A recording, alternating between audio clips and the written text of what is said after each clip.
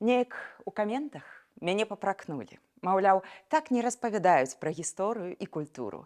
Гэта нейкае крыўлянне даслоўна. Дык вось, сёння я змагу пакрыўляцца абсалютна легальна и заслуженно. Я вам усім расскажу, откуда на Беларусь готовилось нападение, кто в рот, а кто не в рот. И вызывайте срочно бригаду лучших специалистов. Мы вообще-то городские, а вы? З вами Катерина Водоносова у серыі перадач «Трызуб і пагоня». І сёння наша тэма – трасянка, альбо беларускі суржык, то бок змяшаны варыянт маўлення, і не беларуская, і не расійская мова. Што гэта, адкуль і за што нам гэтае шчасце? Калі вы палічыце гэтае відэа цікавым, пазнавальным, можа быць смешным, мы чакаем на вашыя падабаечкі і падпіску на наш канал. Дзякуй. Давайте найперш вызначымся. Трасянка – гэта мова ці маўленне. Усё ж такі гэта маўленне, то бок спосаб размаўляць. Бо мова мае свае правілы, каноны, і ўрэшце яе можна вывучаць. А трасянка ж гэта такая сітуацыя, калі беларускамоўны чалавек, які вырас у беларускім асяроддзі, спрабуе размаўляць па-расійску. Ён ламае сябе кожны раз праз калена. Лексіку ўжывае расійскую, а вось мелодыка мовы, артыкуляцыя, пабудова сказаў застаюцца беларускія. Вось і атрымліваецца: давайте по-человечески на нормальном языке со мной говорите. Что вы говорите на этом своем непонятном языке? Не можешь не выпендриваться, так помолчи. Это мне наболело, пробачьте. Першасна самое слово «трасянка» мела зусім іншы сэнс. Гэта такі кармавы мікс для кароў. Калі няма добрага сена, то дакінь туды саломы і добра растрасі, каб жывёла не зразумела, што яна есць. Падобнае паходжанне мае і украінскае слова «суржык». Гэта сумесь розных відаў зерня з жытам. Ну і вынік вельмі падобны. Украінцы зразумеюць, аб чым я. Я підышоў до поліклінікі, сейчас до мяне жінка под'едет. І абодва паняткі, і беларускія, і украінскія, дарэчы, з'явіліся і набылі папулярнасць у 70-х, 80-х годах. А пасля нават увайшлі ў слоўнікі як адпаведнікі моўнай сумесі ці паўмовы. Чаму менавіта ў гэты час? Бо ўвесь паваенны час у рэспубліках Саюза ішла шалёная урбанізацыя. Учорашнія вяскоўцы, якія з расійскай мовай сустракаліся у лепшым выпадку ў школе, трапілі ў запоўненыя расійшчынай гарады. Некаторыя перад гэтым яшчэ і прайшлі такое самае зрасійшчанае войска. Ну і, канешне, гэта была сітуацыя, калі новае месца мае не толькі правілы дарожнага руху, але і моўныя правілы. І калі ты ўпарта размаўляеш па-ранейшаму, як у вёсцы, то нібыта штосьці з табой не так. І ты пераходзіш на расійскую, а атрымліваецца тая ж самая трасянка. Вось і ўвесь рэцэпт. Але чакайце, ці ж гэта першы выпадак моўнай мешаніны ў нашай гісторыі?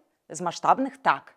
Але, напрыклад, ужо ў 1846-м літаратар і фалькларыст Ян Чачот фіксаваў зусім іншы мікс – беларуска-польскі. Ён пісаў, што вясковыя дзяўчаты, якія служаць пры панскіх дварах, усё часцей замяняюць беларускае «ці» на польскае «чы», нават у традыцыйных песнях.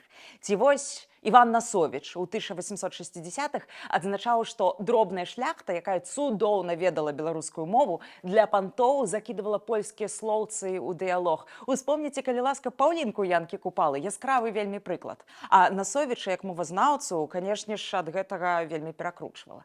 Прыехаўшы ў Менск у 1926 годзе, Вацлаў Ластоўскі, знакаміты, прыдумаў нават тэрмін «чаўня» ад слова «чаўпсці», то бок казаць лухту. Гэта фактычна сінонім трасянкі. Ну і гэта акурат час беларуска-расійскай чаўні. Іншыя называлі гэтую дзіўную мову жаргонам. Прычым, што казаць пра Менск, калі ў Парыцкім раёне, это не ад слова «парыцца», ёсць такое мястэчка ў Беларусі, Парычы. Так вось там у 1929 годзе Степан Некрашевіч падчас запісу фальклору быў вымушаны канстатаваць: у кожнай вёсцы пачуеш і расійскую песню, і расійскую брыдкую частушку, і беларуска-расійскую жаргонную гаворку. А прыкол у тым, што гэта ж яшчэ і часы беларусізацыі ў БССР. То бок шмат якія дакументы, нават калі ты партыйны чыноўнік ці бухгалтар, трэба было запаўняць па-беларуску, але ўжо ў горадзе людзі думалі па-расейску. Таму ў выніку выходзіла, як смяяўся пісьменнік Кузьма Чорны, желательно сделать совещание и исчерпать эти вопросы, каб создать впечатление. А самае страшнае, што пасля сталінскай рэформы мовы, калі пачысцілі і слоўнікі, і саміх мовазнаўцаў, перамаглі тыя самыя упечатлення. Мову ніхто не забараняў, але праз тое, што быў выкінуты цэлы вагон самабытных, цікавых словаў, у плане лексікі беларуская стала куды больш падобнай да расійскай. І ўрэшце рэшт проста амаль нежывой і нібыта непатрэбнай. І вось на гэтую вычышчаную, выпаленую глебу і лягла густым покрывам трасянка. Ну добра, вы можете спытацца, а як адрозніць трасянку ад дыялекта? Бо, вядома ж, дыялекты, а ў нас пра іх быў асобны выпуск, гляньце, калі ласка, ненармаваныя, паўсюдна розныя і часта стыхійныя. Тут кажуць, напрыклад, бурак, а на якой-небудзь віцебшчыне буряк з мяккім «р», ці на ўсходнім палесі можна пачуць дорога праз «о». Тут колодзеж, там колодзесь, а там колодец, а там ввогуле студня. Канешне, дыялектная гаворка, асабліва на ўсходзе, можа падацца падобнай да трасянкі, але лексіка там будзе менавіта дыялектная, а не запазычаная з расійскай. Наўпрост там так казалі і 100, і 200, і 300 гадоў таму.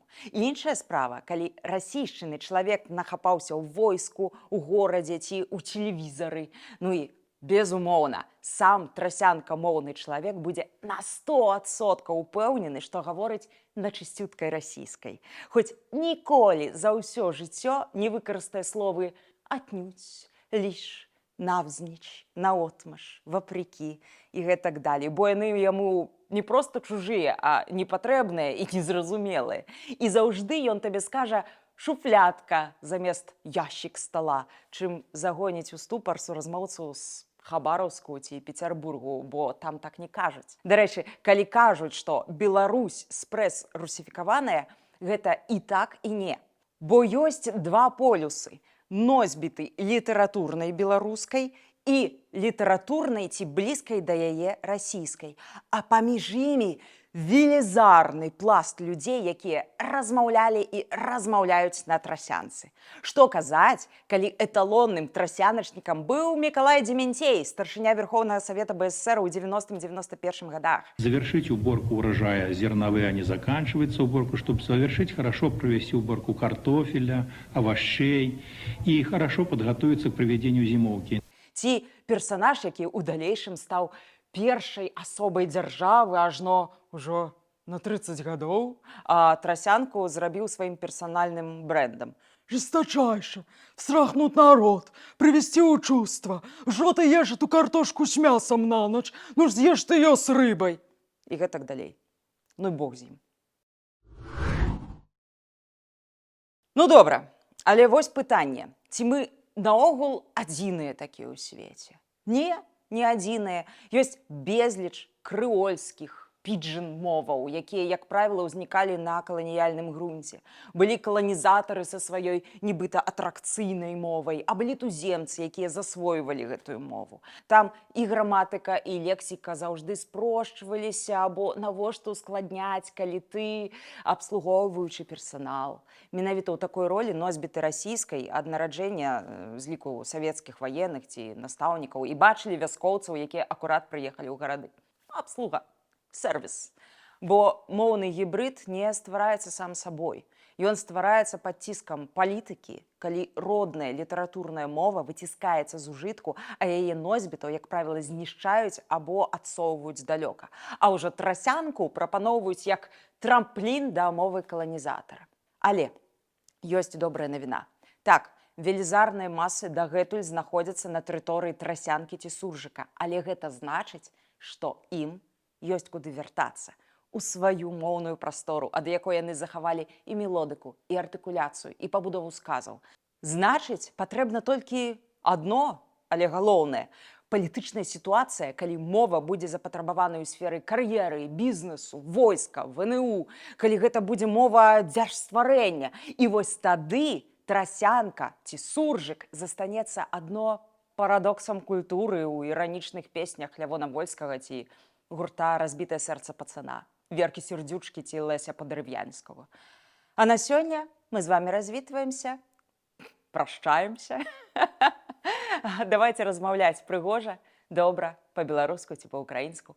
І будзьма разам з сапраўднай гісторыяй. Будзьма разам з Украінай.